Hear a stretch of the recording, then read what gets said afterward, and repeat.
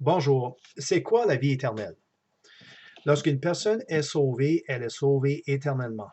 La parole enseigne la repentance du péché et la foi en Jésus-Christ. Et lorsque nous sommes sauvés, nous sommes transformés à l'image de Christ. Nous sommes transportés du royaume de ce monde, des ténèbres de ce monde, nous sommes transportés à l'autre royaume qui est le royaume du Fils de son amour.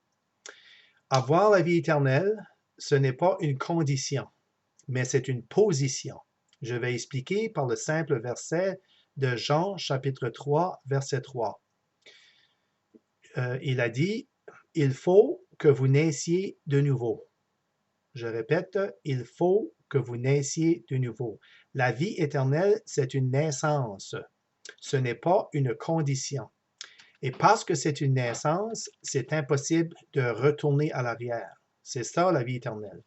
La vie éternelle, ce n'est pas vous qui vous changez, ce n'est pas progressif. Ce n'est pas vous allez changer vos mauvaises habitudes pour des bonnes habitudes. Ce n'est pas que vous allez vous habiller comme un chrétien, vous allez parler comme un chrétien, vous allez apprendre les versets bibliques et vous pouvez les dire par cœur. Ce n'est pas ça qui fait de vous un chrétien. Ce qui fait un chrétien, c'est Dieu qui vous transforme. C'est Dieu qui vous donne cette vie éternelle. Cela ne vient pas de vous.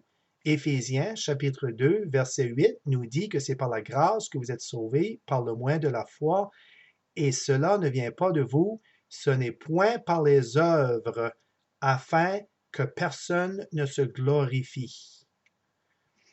Donc aujourd'hui, un sauvé peut dire avec confiance qu'il est sauvé une fois, sauvé pour toujours. Je répète, un chrétien qui est sauvé, selon les Écritures, il est sauvé et il est sauvé toujours, c'est-à-dire qu'il ne peut perdre son salut. C'est impossible de perdre son salut.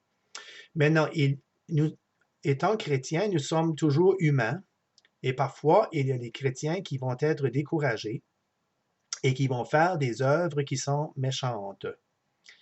Mais cela ne fera pas de lui un inconverti. C'est-à-dire que Dieu est son Père et son Père va le châtier et le ramener au bon sens. Un chrétien ne peut pas sortir de la maison de Dieu parce que le moment qu'on est un chrétien, on est devenu un enfant de Dieu. On appartient à celui qui nous a sauvés.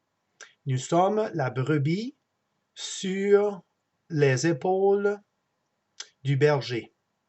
C'est le berger qui nous transporte, c'est le berger qui nous guide et c'est lui qui nous protège. Donc, nous n'avons aucune peur, aucune crainte.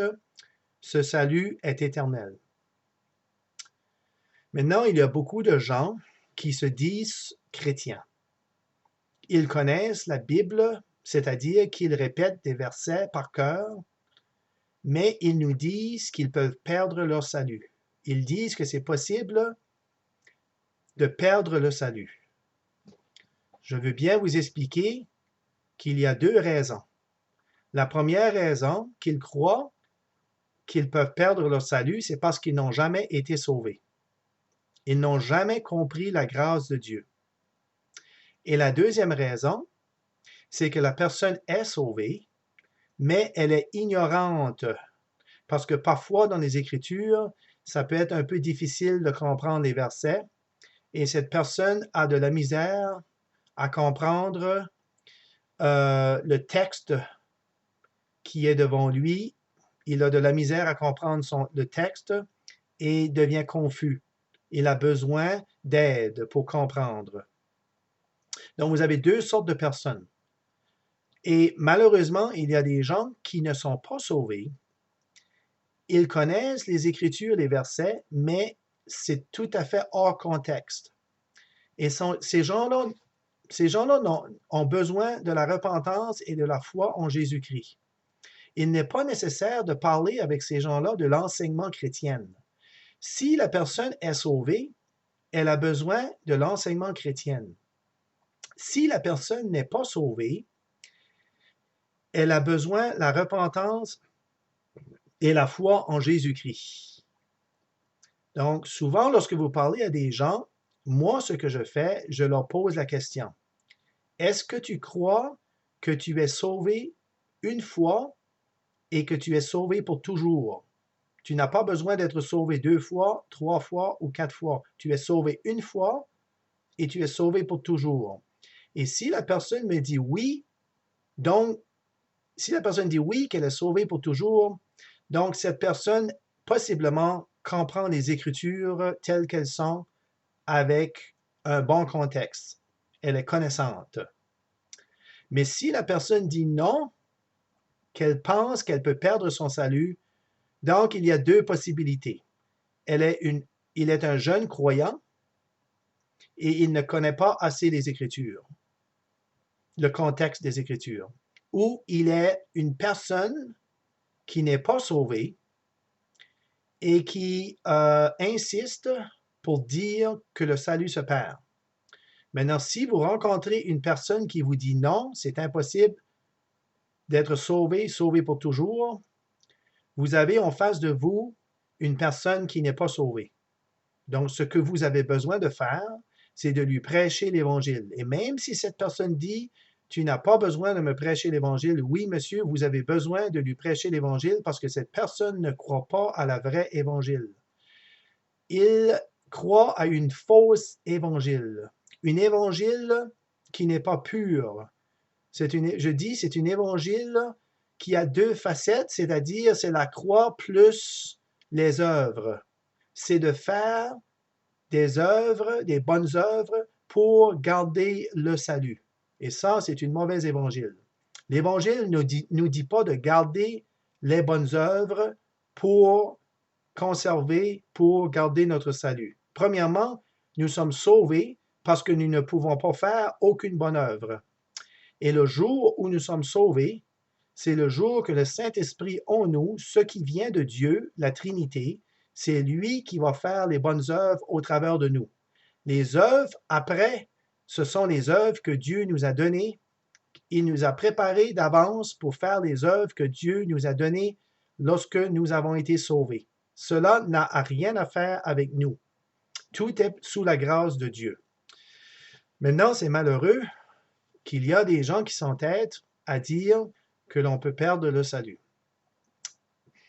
Aujourd'hui, il y a des gens en enfer, oui, en enfer, dans l'étang de feu, qui connaissent les Écritures, qui peuvent nous dire des centaines de versets, mais ils sont en enfer. L'enfer est pavé de bonnes intentions. Ils connaissent beaucoup de versets hors contexte, mais n'ont jamais eu un sauveur, n'ont jamais compris qu'à cause de leur péché, ils allaient périr sans un sauveur. Vous voyez, on peut lire la Bible toute notre vie. On peut changer notre vie, on peut devenir meilleur, mais si on n'a pas un sauveur, on est foutu. C'est la perdition éternelle. Et c'est ce qu'il faut faire attention. Ce n'est pas la connaissance qui fait que nous allons au ciel. C'est le Sauveur Jésus-Christ. La Bible ne sauve personne. Les mots qui sont écrits dans les Écritures, si elles ne sont pas pris au sens réel et si elles ne sont pas compris selon le contexte, elles ne vous sauveront point. Mais elles seront une condamnation pour vous. Parce que le Seigneur Jésus-Christ va utiliser les versets que vous connaissez pour vous condamner. Et le fait que vous êtes condamné, vous allez être jeté dans les temps de feu. Avec les mêmes versets que vous parlez aujourd'hui, vous êtes condamné par les mêmes versets parce que vous êtes hors contexte, vous ne comprenez pas ce que les versets disent. Un peu comme un homme qui ne sait pas lire, il ne comprend pas ce qu'il lit, il ne sait pas lire, il est illettré, il ne comprend pas les Écritures, donc vous êtes un peu semblable à un illettré. Vous pouvez lire Oui, vous pouvez lire les mots, mais vous ne comprenez pas le sens des mots et vous n'interprétez pas les mots dans le bon contexte. Et c'est la raison que vous allez périr. Vous périssez dans vos péchés et vous avez besoin de la repentance et de la foi en Jésus-Christ. Maintenant, je vais vous lire Romains chapitre 8, verset 37. Au contraire, dans toutes ces choses, nous sommes plus que vainqueurs par celui qui nous a aimés. Car je suis assuré que ni la mort, ni la vie, ni les anges, ni les principautés, ni les puissances, ni les choses présentes, ni les choses à venir, ni la hauteur, ni la profondeur, ni aucune créature ne pourra nous séparer de l'amour de Dieu, manifesté en Jésus-Christ notre Seigneur. C'est impossible d'être séparé de l'amour de Dieu. C'est impossible que Dieu se sépare de nous. Maintenant, c'est aussi impossible que nous nous séparons de Dieu. C'est impossible que moi, je puisse me ôter, je puisse me délivrer, me ôter de la présence de Dieu, que je puisse retourner dans les ténèbres que j'étais auparavant, que je puisse retourner dans le royaume des ténèbres avec Satan. C'est impossible. La raison que c'est impossible pour moi de faire, de pousser Dieu en dehors de ma vie, c'est parce que c'est Dieu qui m'a transformé, c'est Dieu qui m'a donné la naissance, la nouvelle naissance, et c'est une naissance que je ne peux plus changer. Maintenant, s'il arrive que vous êtes découragé et que vous ne voulez plus suivre Dieu, vous ne voulez plus être dans la famille de Dieu, vous pouvez essayer de retourner dans le monde. Mais parce que vous appartenez à Dieu, Dieu le Père va vous châtier. Vous allez être châtié par votre désobéissance. Mais vous ne perdrez pas votre salut. Vous ne perdrez pas l'état que vous êtes un enfant de Dieu. Mais vous allez perdre la joie, vous allez attrister le Saint-Esprit, vous allez perdre des récompenses et vous allez être malheureux. Et vous ne chanterez plus les beaux cantiques du Seigneur Jésus-Christ. Vous allez être troublé. Et si vous continuez, Dieu peut vous ôter la vie sur la terre et le fait que vous allez mourir plus tôt, mais vous appartenez toujours à Dieu. Vous êtes toujours dans la famille de Dieu parce que vous êtes un enfant de Dieu pour toujours et à toujours. Vous ne pouvez perdre le salut éternel parce que c'est Dieu qui vous a amené, c'est Dieu qui vous a transformé et c'est Dieu qui a fait de vous un enfant de Dieu. Donc, vous avez le choix dans le sens que avant, vous étiez un pécheur, vous étiez lié par les péchés, vous étiez ténèbres, vous ne pouviez faire autre chose que de pécher, autre chose que de faire contre la volonté de Dieu. Et lorsque vous êtes venu à Dieu, vous êtes repenti et vous avez dit à Dieu, je veux être sauvé, sauve-moi, je péris ici. Et le jour que vous avez avoué à Dieu que vous êtes un pécheur et que vous avez reçu Jésus-Christ comme votre sauveur personnel, vous avez attendu, non que vous avez changé votre vie ou vous vous améliorez, vous avez attendu que Dieu vous sauve. Ce n'est pas parce que vous vous avez dit à Dieu, je suis un pécheur. Ce n'est pas parce que vous avez dit à Dieu, j'ai besoin de Jésus-Christ, que vous avez été sauvé. Non. Mais il a fallu le dire. Dieu attendait que vous disiez ces choses. Mais même si vous dites ces choses, vous n'êtes pas encore sauvé. Il faut que Dieu vienne. Et c'est ça le moment. C'est que Dieu est venu le jour que vous avez ouvert votre cœur. C'est que Dieu est venu à vous et il vous a transformé. Non, vous n'avez pas été capable de vous transformer. Vous avez demandé à Dieu avec un cœur honnête et sincère, Dieu, viens me donner cette vie éternelle, viens me transformer. Et c'est la même chose qu'une brebis qui est perdue, elle peut crier, elle peut euh, être désespéré, mais seulement le berger peut sauver cette brebis. La brebis peut être dans un danger, mais seulement le berger qui va s'approcher et peut délivrer la brebis. La même chose pour vous. Vous avez vu que vous étiez dans une mauvaise situation. Vous avez accepté la parole de Dieu comme la vérité, mais seulement Dieu pouvait vous sauver. Vous avez dit à Dieu de venir. Vous avez imploré le salut de Dieu, mais il a fallu une opération. Et cette opération est venue du Saint-Esprit et il vous a sauvé et il vous a transformé et délivré de vos péchés. Et à ce moment-là, vous avez commencé à adorer, à remercier, à bénir le Sauveur parce que quelque chose d'étrange est venu à l'intérieur de vous. Quelque chose qui n'était pas auparavant, c'est-à-dire vous n'aviez pas le Saint-Esprit et maintenant vous avez le Sauveur à travers du Saint-Esprit et maintenant vous pouvez glorifier Dieu durant votre vie. J'espère que c'est précis, j'espère que c'est suffisant pour comprendre que les Écritures semblent parfois nous dire que c'est possible de perdre son salut, mais la raison que vous avez cette tendance à croire ces choses, c'est parce qu'il faut lire et relire les Écritures et faire attention au contexte. C'est que vous ne pouvez pas, vous avez de la misère à comprendre le contexte des Écritures. Les gens qui se disent, qui disent que le salut se perd, ce sont des gens qui font une fausse couche, qui sont sur une fausse route et ils ne comprennent pas le contexte des Écritures. La Bible enseigne un salut éternel. Maintenant, le diable, Lucifer, lui veut vous faire douter. Il veut vous faire douter que le salut est éternel.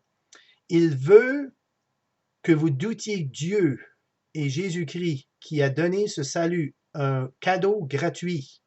Il veut vous faire douter. Ceci, c'est l'attaque du diable.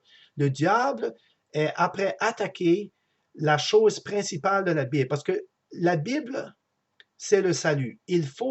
Ce que Dieu veut, il veut que nous soyons sauvés. Le numéro un, la priorité numéro un, c'est pas d'avoir une grande connaissance. La priorité numéro un, c'est d'avoir un sauveur, c'est d'être sauvé. Et maintenant, c'est évident que le diable ne veut pas que vous soyez sauvés.